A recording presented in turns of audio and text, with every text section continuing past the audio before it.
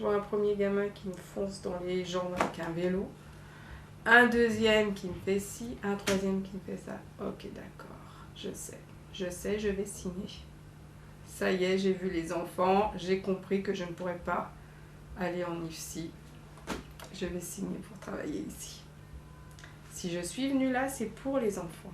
C'est les enfants qui m'ont attirée. C'est la vie de ces enfants qui m'ont attirée et qui m'a dit bon, ok, j'ai compris, ils m'ont pris, ils m'ont attrapé. Je peux plus faire marche arrière. C'est trop tard. De toute manière, dans ce service, quand on y rentre, quand moi j'y suis rentrée pour la première fois, on a le choix de choisir son camp. Soit on choisit le camp de la vie, soit on choisit le camp de la mort. Et si on choisit le camp de la mort, on s'en va. Parce que ce qu'ils ont envie qu'on leur envoie, ces enfants, c'est qu'ils sont bien vivants.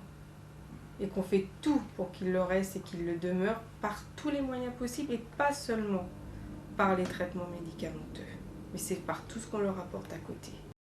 L'atelier du fil et la main, l'atelier tricot, était une idée qui m'a semblé intéressante. Véronique est venue me voir, un petit peu dubitative au début, et puis pourquoi pas, parce que c'est vrai que dans le service, on fait énormément de choses pour les enfants, énormément d'activités, mais que les parents sont un peu les laissés pour compte dans notre service.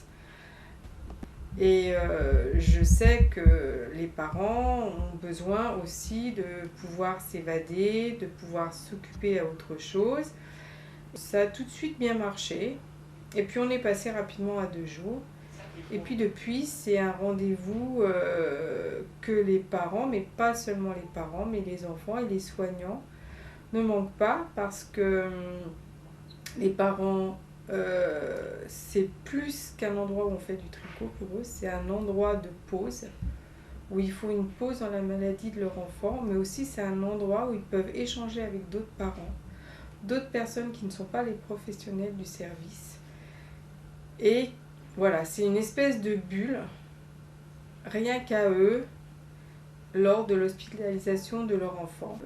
Au départ, le chef de service était un petit peu dubitatif et me disait « Mais Sylvie, le tricot, ça va pas marcher » ou voilà, ou c'est un peu vieillot.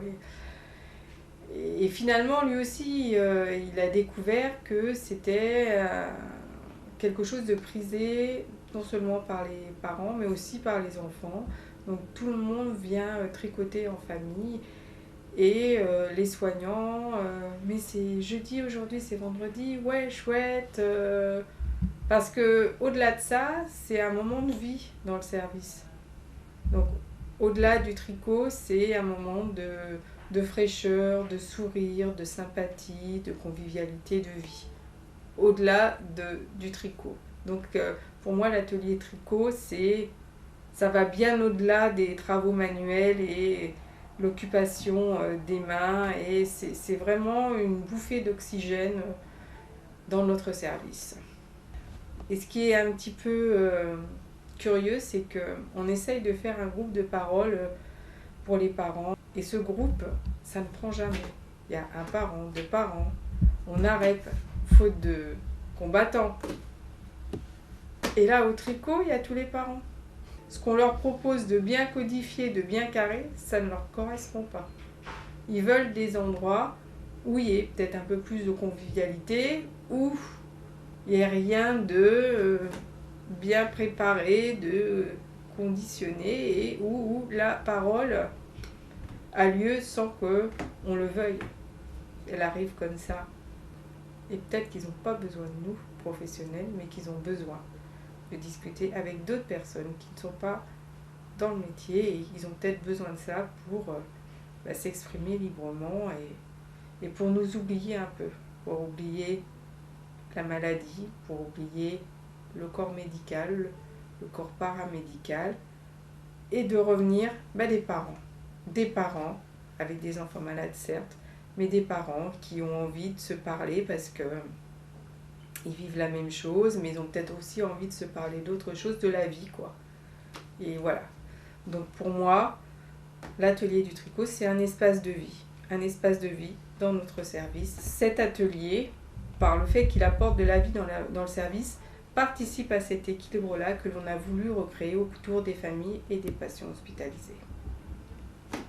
Moi, ce que je trouve dans ce service, c'est vrai, si on a apporté beaucoup d'humanité, et moi je ne conçois pas mon métier autrement que comme ça, avec ces valeurs-là, je me dis, nous on l'a choisi ce métier-là, on a choisi d'être ici. C'est un pur choix, mais je me dis, les bénévoles qui viennent, les personnes qui viennent dans le service, parfois j'ai peur pour eux, parce que aussi bien nous, on peut être formés à l'écoute de choses très difficiles et au vécu de choses qui sont excessivement compliquées, comme l'annonce d'une maladie qui peut être mortelle, l'annonce de récidive, de soins palliatifs, de mort, hein, clairement, parce que dans notre service, il y a cette angoisse de mort qui est aussi prégnante. Hein. Eh bien, je me dis, les gens qui viennent et qui reçoivent, qui peuvent recevoir le vécu des parents, des enfants, qui va les aider aussi.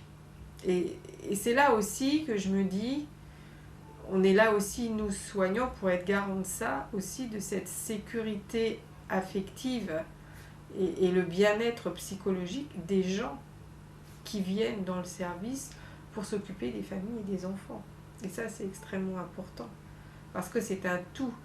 Et parce que quand on reçoit les paroles des parents qui sont lourdes, parfois, c'est difficile.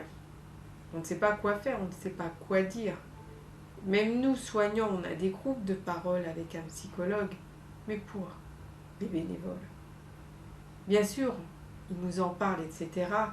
Mais qui va les aider aussi à